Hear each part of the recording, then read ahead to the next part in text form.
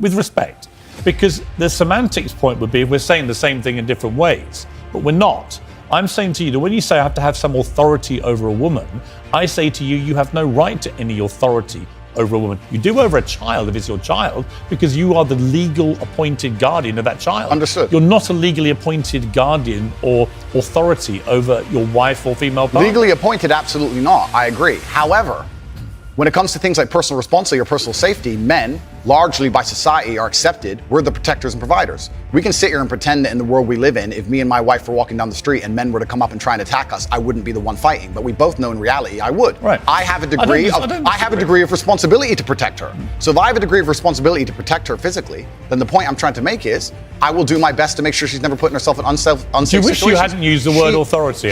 The authority is something that she would give to me. She would come to me and say, how can I make sure I'm as safe as possible? But I don't want to interrupt you. I just want to point out that's not what authority means. If someone gives, a person can give voluntary authority is not authority. No, but that's the point. It's not.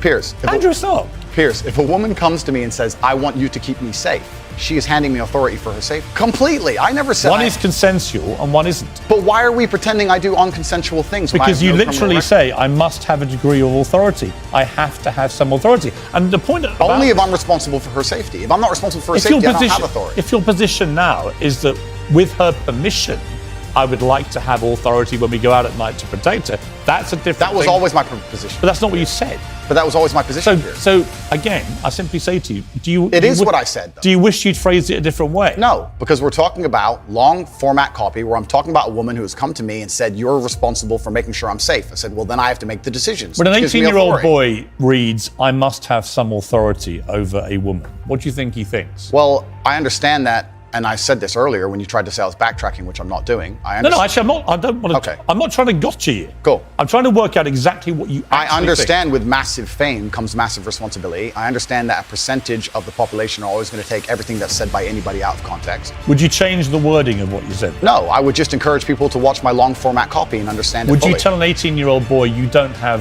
authority over women? Absolutely.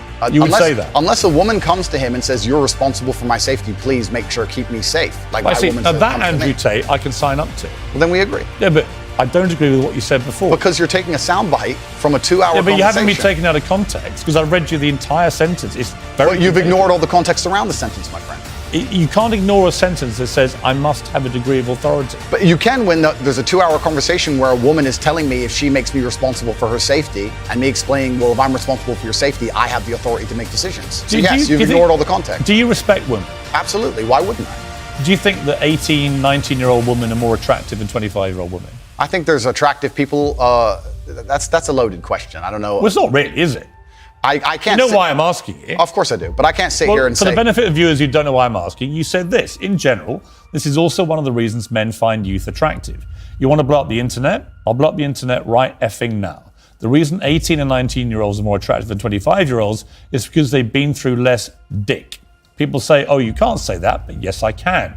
A 19-year-old is more attractive than a 26-year-old woman, and I'll tell you why. Because that 26-year-old has talked to more guys, been to the club more times, been effed and dumped more times, more arguments, more mess, more for me to clean up. That is misogyny. Why?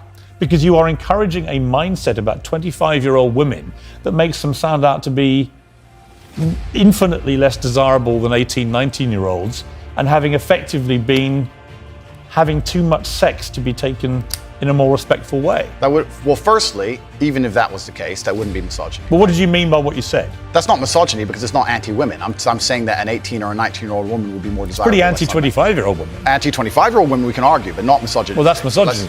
No, it's not. Well, being anti any woman at all is misogyny. Not when I'm saying that women are beautiful and attractive at a certain age and saying that age. You're saying 18, 19-year-olds are more attractive than 25. Well, than ageist perhaps, but misogynistic absolutely is that not. But you just accepted it was misogyny. No, I didn't. You said it was misogyny. I'm telling you, no, it's not. So you don't think if you're saying slightly hateful things about a 25-year-old... That's not slightly hateful. Well, it is.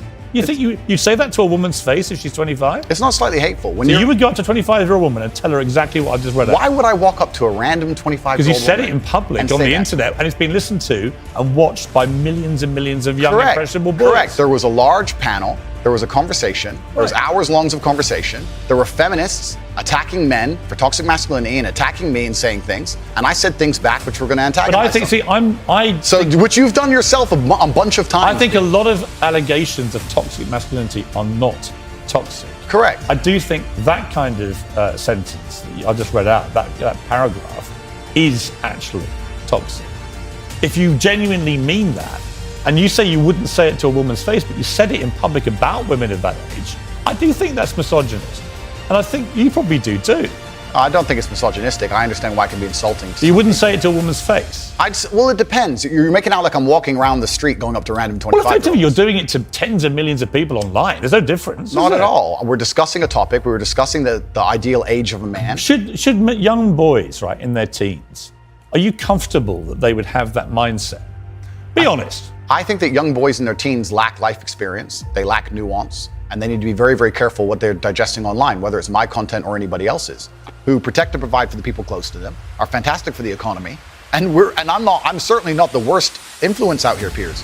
You have Lil Nas twerking on the devil on music videos, which our children are digesting. You have drill artists singing about stabbing people to death in the middle of a knife crime epidemic. You have rabid psychopaths on whether the right or the left announcing violence on the other side. You have all these insanities in the world, and because I sit here and say, perhaps now you've laid it out and it offended you, I understand. I didn't say it offended. Okay, cool. I just read you the things. You read things that you said they could be offensive, and some people are offended. Well, some people definitely were offended. Absolutely, that's fine. And honestly, I think some of the things you said were genuinely offensive and misogynist. Okay, so they offended you. Like I said earlier, so they offended you, which is fine. I said they offended you, you interrupted me, and now you're saying they offended you, which is fine. But the point I'm trying to make is this: I'm not the devil. There are certainly worse people than me, and I don't disagree and they exist. With that. And I'm saying that my core tenets for the people who don't understand me are self-accountability, so I'm accountable for everything I've ever said. My core tenets are responsibility, so I'm responsible for everything I've said. My core tenets are traditional masculinity to a degree, which involves protecting and providing for women. And I'll make another point here that needs to be said. The number of women who have stood up and stuck up for me is ignored.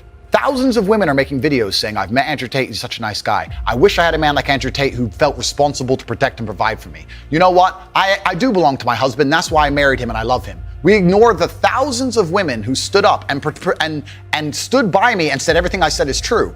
And we're taking a very vocal minority who have taken things I've said and are pretending to be absolutely and utterly devastated by them for some reason. I'll see what your response. That's the first thing. Yeah, it is nothing to do with me. The fact that a 14-year-old girl took her life is truly sad. The world we live in today is the world we live in. The fact that something like that happened is almost mind-blowing to me. That's truly sad. I actually feel sad inside to see something like that. This fact that